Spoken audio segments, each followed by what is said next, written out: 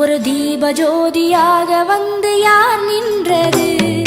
ஓங்கார ஒளியோடு யார் வந்தது? ஒரு தீப ஜோதியாக வந்து யார் நின்றது? ஆதார பொருளாக யார் வந்தது? நல்ல ஆதிசக்தி ரூபம் என்று யார் நின்றது? ஆலங்காட்டில்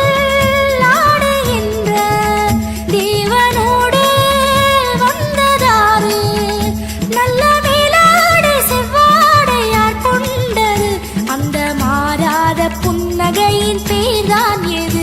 அந்த மாறாத புன்னகையின் பேர்தான் எது?